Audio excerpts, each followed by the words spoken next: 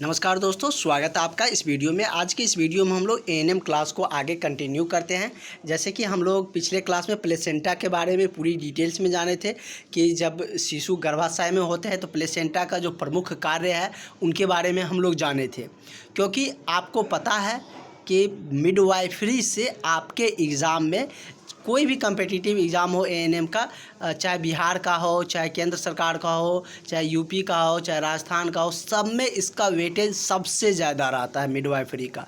तो इसीलिए हम इस टॉपिक को बहुत डिटेल्स में जानेंगे, एक एक करके थ्योरी वाला भी पोर्शन देखेंगे और आपको आपका जो वीवीआई क्वेश्चन है वो तो हम लोग कर ही रहे हैं। तो पिछले क्लास में प्लेसेंटा के बारे में हम लोग डिटेल्स में जाने थे और जैसे कि हमने आपको बता भी रखे हैं कि अभी आप लोगों के ऑफ़र चल रहे हैं। जैसे कि 15 अगस्त तक था, बहुत सारे अभ्यर्थियों ने क्लास ज्वाइन किए क्योंकि 50% ऑफ पर अभी क्लास मिल रहा है। और बहुत सारे अभ्यर्थियों ने मैसेज किए कि सर इसको रक्षाबंधन तक बढ़ा दीजिए। तो आप लोगों के कहने पर ये जो आप लोगों की बैचेज है जिसमें फ़ी जो अभी 50% डिस्काउंट पर मिल रहे हैं, ये रक्षाबंधन तक अब 50% डिस्काउंट पर ही मिलेंगे। मात्र 200 रुपया में अब आपको क्लास और नोट्स सारे कुछ मिलने जा रहे हैं। तो चलिए इस नंबर पर आप लोग कॉल करके व्हाट्सअप करके क्लास ज्वाइन कर लीजिए फटाफट, जो भी अभी तक क्लास ज्वाइन नहीं किए हैं। आपको सुबह डेली 6 बजे आपको क्लास मिल जाएंगे, 6 से 7 आपकी क्लासेज चलेंगे। तो इससे पहले का क्वेश्चन हम लोग देख चुके थे कि जैसे कि इसमें हम लोग जाने थे कि जब बच्चा गर्भाशय में रहता है तो उसमें प्लेसेंटा यहाँ पर होते हैं। पिछले लेक्चर आप लोग देख लीजिएगा, जो क्लास ज्वाइन किया है उसको मिल चुका होगा, उसको सारा कुछ मिल जाते हैं क्लास होते ही। तो प्लेसेंटा का क्या क्या कार्य थे, जैसे कि ये बच्चों तक प्रोटीन पहुंचाने का कार्य करते हैं, एंटीबॉडी माँ के शरीर से उसमें डेवलप करते हैं जिससे कि कोई भी रोग को नाश कर पाते हैं, और भी बहुत सारा प्लेसेंटा का कार्य है। जैसे कि आप यहाँ पर देख सकते हैं कि इससे नाभिक से भी जुड़ा हुआ है। तो इस तरीके से बहुत सारा कार्य इसके होते हैं, इसके बारे में हम लोग डिटेल्स में जाने थे। अब अगला क्वेश्चन हम लोग जानते हैं। कह रहा है कि शुक्राणुओं के उत्पादन में डॉट डॉट होता है। शुक्राणु के उत्पादन में क्या होता है, मतलब कि कहाँ पर शुक्राणु का उत्पादन होता है?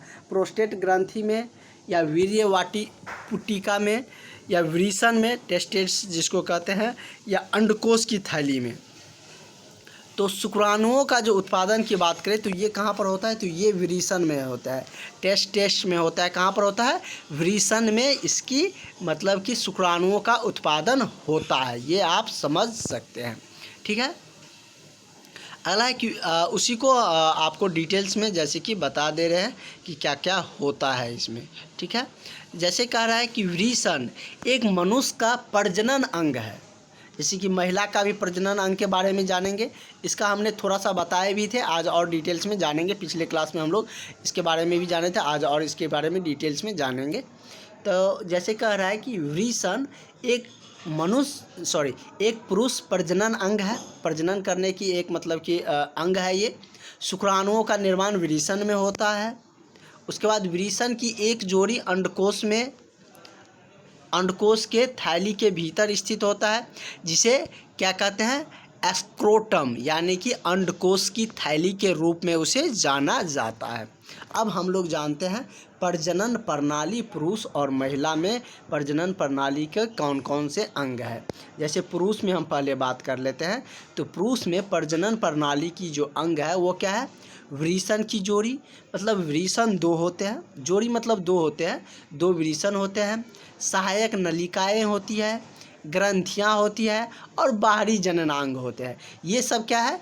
तो ये सब पुरुष में प्रजनन का क्या है? अंगक है, प्रजनन का अंगक है। ठीक है, और आप लोग बीटीएससी एएनएम को लेकर बहुत ज़्यादा चिंतित रहते हैं। हम आपको लगातार बताते आ रहे हैं कि बीटीएससी एएनएम में अभी टाइम लगेगा। जैसे कि अभी आप देखे हैं कि 1.5 महीना का समय दे दिया गया है, फिर हो सकता है कि उस दिन भी ज़्यादा लंबा समय मिल जाए। उसके भरे से मत बैठिए, अपनी तैयारी में लगे रहिए। जैसे कि सेंट्रल बोर्ड की तरफ से मतलब रेलवे के द्वारा रिक्वायरमेंट आए हैं, एएनएम का बिहार सरकार जल्द देने जा रहे हैं, लेकिन आप बहाली आएंगे तब प्रिपरेशन करना स्टार्ट करिएगा। तो ये कंपटीशन एग्ज़ाम ऐसे में नहीं निकलता। आप कोई बोर्ड एग्ज़ाम या कॉलेज का एग्ज़ाम नहीं है जो आप निकाल लीजिएगा, उसके लिए आपको पहले से पूरी तैयारी करना पड़ेगा। सिलेबस आपको एग्ज़ाम डेट से 2 महीना पहले पूरी कवर होनी चाहिए और हम आपको पूरी सिलेबस एग्ज़ाम से 2 महीना पहले कवर करके देंगे। उसके बाद है कि महिला का प्रजनन प्रणाली के बारे में जानते हैं। इसमें क्या क्या होता है? तो महिला का प्रजनन प्रणाली आप देख सकते हैं, अंडाशय की जोड़ी होती है, मतलब 2 अंडाशय होता है, 2 डिम्बवाहिनी होती है, मतलब डिम्बवाहिनी की एक जोड़ी होती है, उसके बाद एक गर्भाशय होते हैं। ये सब महिला में क्या है?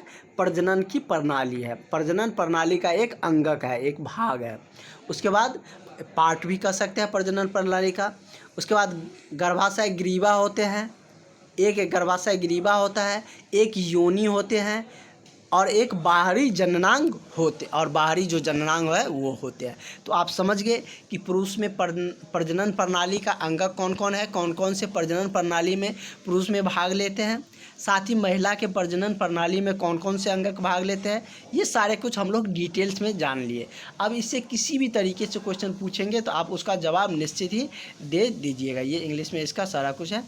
उसके बाद है अगला क्वेश्चन कि जीवाणु में प्रजनन सबसे आम विधि कौन से है? तो जो जीवाणु में जो प्रजनन की सबसे आम विधि है वो क्या है?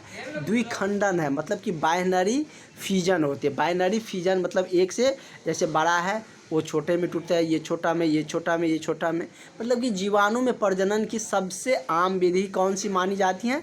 तो द्विखंडन मतलब बाइनरी फ्यूजन मानी जाती है। मतलब कि यह एक जनरल या कह सकते हैं सबसे आसान क्या है, ये एक जीवाणु प्रजनन की विधि है।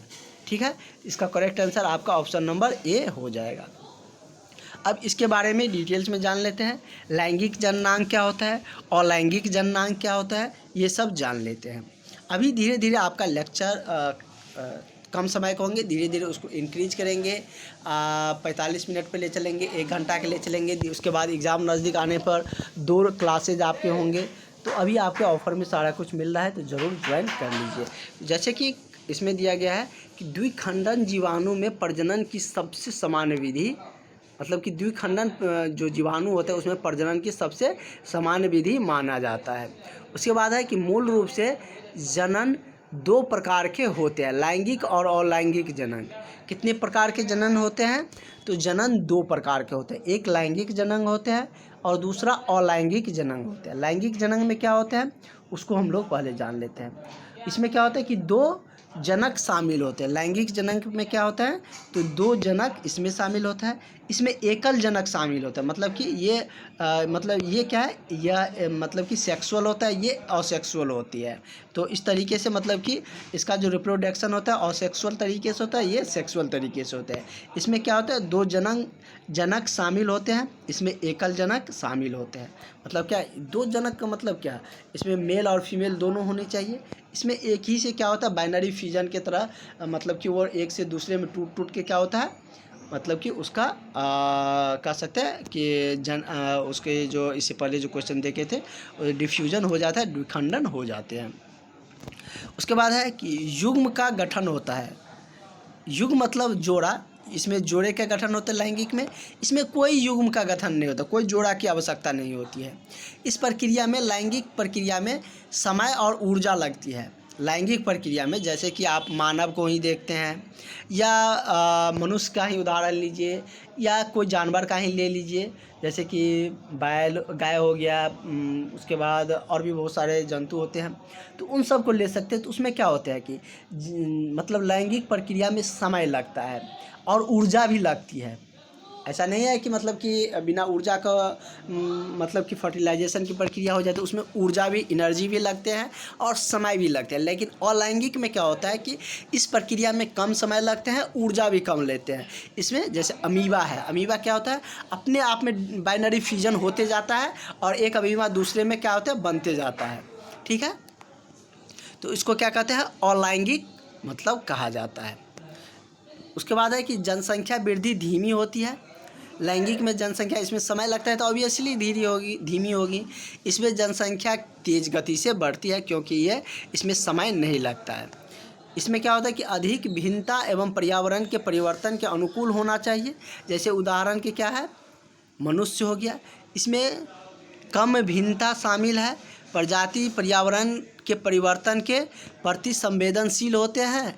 उसमें क्या होता है, जैसे कि अमीबा, इसका अलैंगिक जननांग का उदाहरण हो गया। अलैंगिक का क्या हो गया, मनुष्य और भी जंतु ले सकते हैं। इंग्लिश में इसको सेक्सुअल और मतलब कि इसको असेक्सुअल कहते हैं। आगे का क्वेश्चन है कि एक अस्थाई अंग है, डॉट डॉट, एक अस्थाई अंग है जो स्तनधारी माँ को उसके भ्रूण से जोड़ता है। ये हमने पिछले क्लास में डिटेल्स में जाने थे, प्लेसेंटा के वर्क के बारे में, उसका क्या क्या कार्य है। एक तो वो गर्भाशय तक प्रोटीन पहुंचाने का कार्य करता है, ऑक्सीजन पहुंचाने का कार्य करता है, कार्बन डाइऑक्साइड और अवशिष्ट पदार्थ को बाहर निकालता है। उसके बाद नलिका को जोड़ने का भी कार्य करते हैं।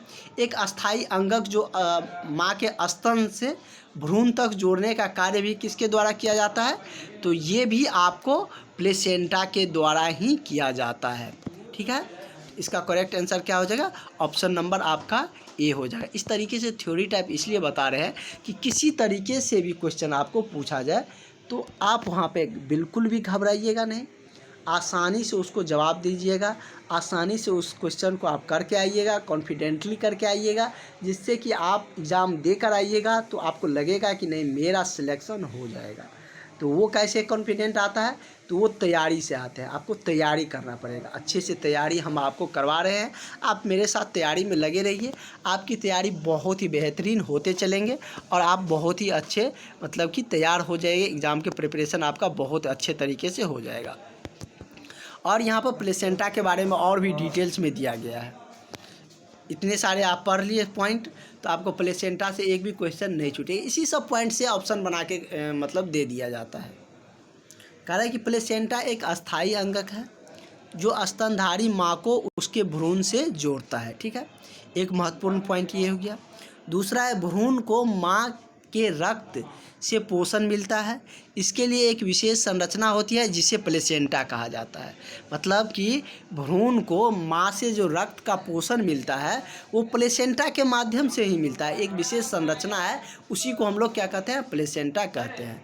इसका एक प्रमुख कार्य ये भी हो गया। अगला है कि यह एक तस्तरी का आकार की संरचना होती है जो गर्भाशय की दीवार में लगी होती है। किस आकार का होता है, तो तस्तरी आकार का होता है, जो कि आपने इससे पहले वाले क्लास में और अभी भी हमने आज स्टार्टिंग में आपको दिखाए थे कि प्लेसेंटा का आकार कैसे होते हैं।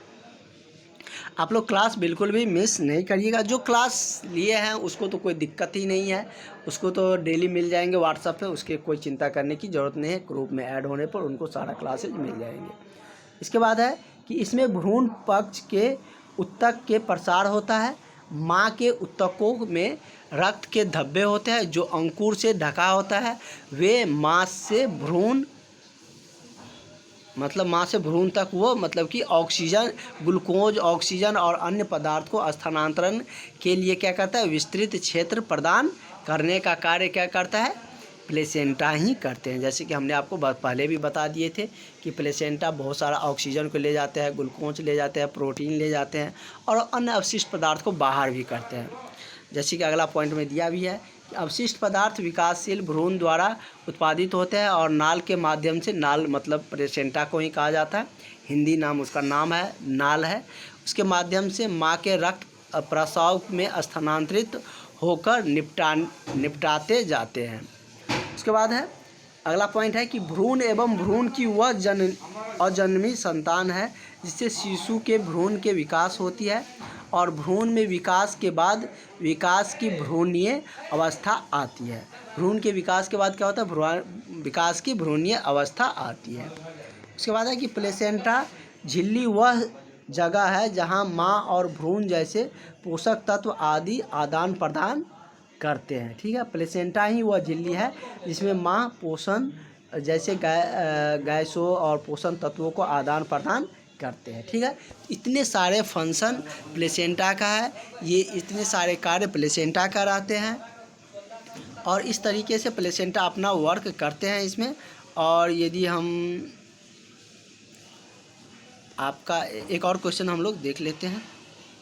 कह रहे हैं कि अब अपरिक गर्भ की वह अवस्था जिसमें शरीर के सभी अंगों की पहचान की जा सकती है निम्न में से किसे कहते हैं। तो किस मतलब की अवस्था से शरीर के सभी अंगों को पहचान किया जाता है? द्विखंडनीय से, या युग्मनज से, या भ्रूण से, या मुकुलन से? तो ये किससे पहचान किया जाता है? तो ये भ्रूण से पहचान किए जाते हैं सभी अंगों की। तो ये आपका करेक्ट आंसर आपका इसका ऑप्शन नंबर सी हो जाएगा, ठीक है। और इसका भी डिटेल्स में दिया गया है, जैसे कि यहाँ पर आप देख सकते हैं। एक अजन्मा बच्चा जब जन्म नहीं लेता है, जो एक पशु अपरिक गर्भ से निकलता है, उसे भ्रूण के रूप में जाना जाता है, ठीक है। उसको क्या कहते हैं? भ्रूण के रूप में उसको जाना जाता है। विकास, दूसरा पॉइंट है, विकास का भ्रूण चरण अपरिक गर्भ का विकास का अनुसरण करता है। मनुष्य में भ्रूण का विकास निषेचन या गर्भधारण के 11वें सप्ताह के 9वें हफ्ता में 11वें सप्ताह के 9वें सप्ताह में शुरू होता है और यह जन्म तक रहता है। जब मनुष्य में भ्रूण का विकास होता है, निषेचन की प्रक्रिया होती है, फर्टिलाइजेशन की, तो गर्भधारण के 11वें सप्ताह में 9वें सप्ताह में यह शुरू हो जाता है। 11 सप्ताह में से 9वें सप्ताह में यह शुरू हो जाता है और ये जन्म तक रहते हैं। गर्भ अवस्था के दौरान एक भ्रूण और भ्रूण के समान तरीके से विकसित होते हैं। कोई अवशिष्ट विशेषता नहीं होती है जो उन्हें अलग होती है। शरीर के सभी प्रमुख अंग भ्रूण में मौजूद होते हैं, भले ही वह अभी तक पूरी तरह विकसित या क्रियात्मक अपने सभी अंतिम शारीरिक स्थिति में न हो। भ्रूण में क्या होता है कि मतलब जो भी अंग होते हैं शरीर का, सारे उसमें मौजूद होते हैं, भले ही वह विकसित या क्रियात्मक रूप में नहीं मतलब बदले रहते हैं, परिवर्तन नहीं हुए रहते हैं, लेकिन वह उसमें सारा कुछ मौजूद रहते हैं। इतना कुछ आप लोग समझ सकते हैं। और हम लोगों का नेक्स्ट क्लास में इसी का आगे क्वेश्चन हम लोग देखेंगे। ये लंबा टॉपिक भी है, पहले हम लोग इसका थ्योरी कवर करते जाते हैं, उसके बाद हम लोग इसके जो आपका इसका जो बीबीए क्वेश्चन है वो सब भी देखेंगे। तो मिलते हैं नेक्स्ट क्लास में।